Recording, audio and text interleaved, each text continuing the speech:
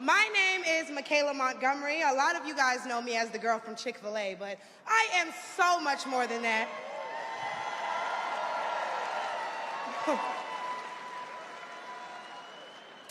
Not only do I serve as the CEO of Conserve the Culture, I am also the state director for Blexit down here in Georgia. I'm a Fulton County coordinator for America First Works, and I'm also launching a podcast on the Patriots Prayer Network, so put some respect on my name.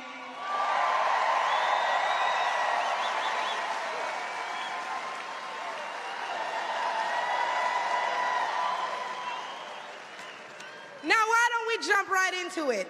See, as a young single mother, I can tell y'all that rent is too damn high. I can tell you that as a young black voter, groceries are too damn high.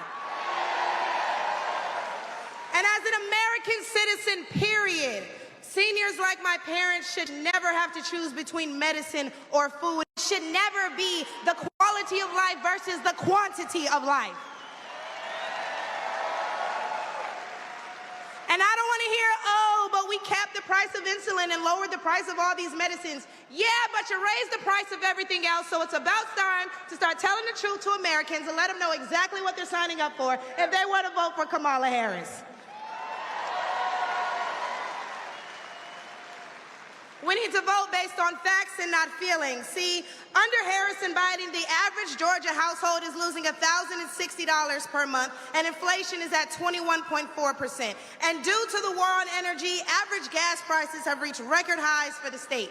We also did a poll, and 80% of us black Americans are not happy with the current state of the economy, so I'm going to need 80% of y'all to vote accordingly in November. They love me, they really love me. The left wants you to get in your feelings about things that have been said, but I want you guys to pay attention to what has been done. They don't want to talk policy. They just want to use propaganda to steal your vote. The left is trying to tout this woman as a savior for the black community, but all she's done is hurt the black community since she came into the game.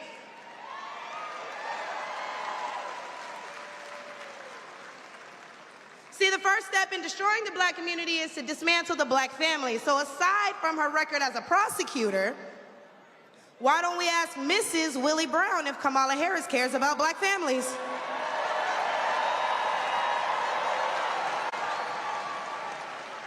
I wonder if Mrs. Willie Brown, a black woman, is also with her.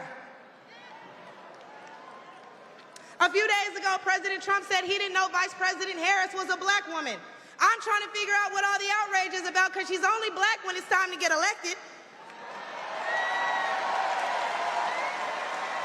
Did I lie? The same black people who are mad at Trump for being confused about her race, ethnicity, nationality, whatever, are seemingly forgetting that while you're touting her as a savior for black people, she identifies as an Asian woman. She chose her side and it wasn't ours. When asked if she would ever do anything specifically for black people, she said no. Whereas Trump gave us the Platinum Plan, which specifically uplifted the black community by increasing capital by almost $500 billion, creating 500,000 new black businesses, and would give black churches the ability to fight for federal resources for their communities.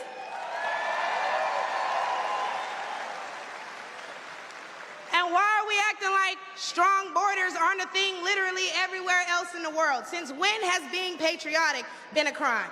See, a few weeks ago at the debate, Trump mentioned black jobs, and a lot of people got in an uproar as if they didn't know what he meant. Well, we go to the polls and cast our black vote. We go to the stores and spend our black dollar. We live in our black community, but for whatever reason, we draw the line at a black job. Oh, but wait, because if you're wondering what a black job is, please, I encourage you all to drive through Atlanta at all these beautiful black-owned businesses and check and see who works there. Probably a black person working for a black entrepreneur, recycling the black dollar, creating black generational wealth.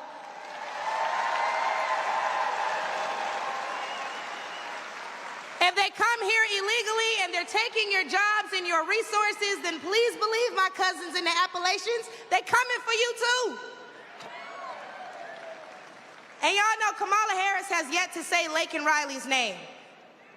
As borders are, she opened the border to millions of illegal immigrants that have flooded American streets with deadly drugs and gangs that have spiked overdoses by over 124% and brought more crime into minority communities. So how's that for black folks? But let's take race out of it. Just as a woman, period. How can you be a champion for women's rights when you're taking away opportunities from biological women and giving them to transgendered ones?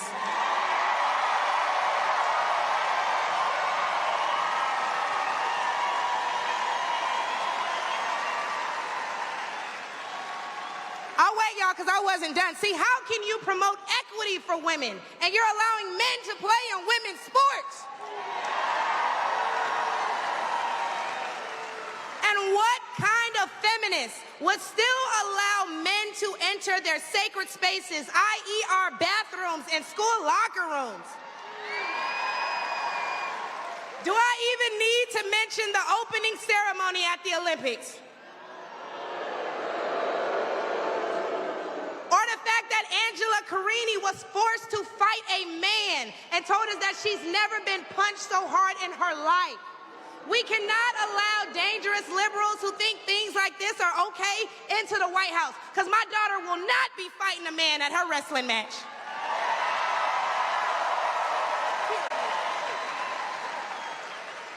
And what I think both men and women can agree on is that national security is important. So who would y'all rather see lead us into war if it were so to happen? My silk-pressed sister Kamala or the big dog Donald Trump?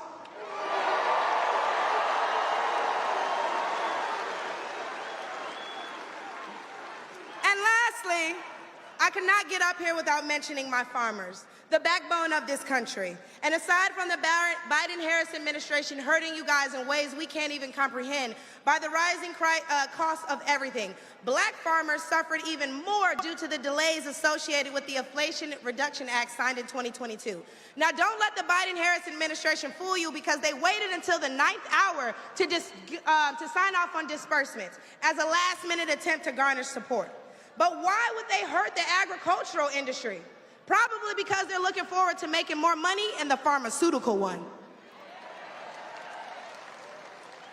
And speaking of pharmaceuticals, because I promise I'm gonna wrap this up, when they bring up abortion and they talk about protecting your medical freedoms, don't be afraid to mention COVID. The Biden-Harris administration forced Americans to take an experimental vaccine and took away their jobs, their livelihoods, and their freedoms if they refused.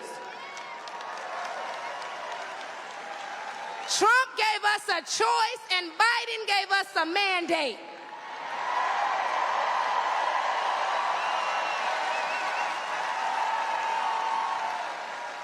Hey, y'all, because I'm about to kill him with this one.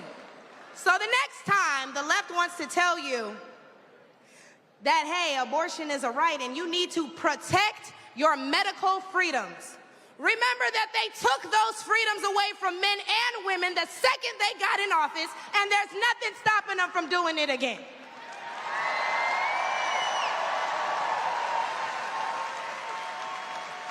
Clock it. So lastly, again, I'm going to encourage you all to vote based on the facts and not feelings.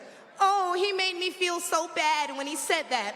Okay, but they hurt your families when they sent all your tax dollars overseas. Oh, it hurts my feelings when he acts like that.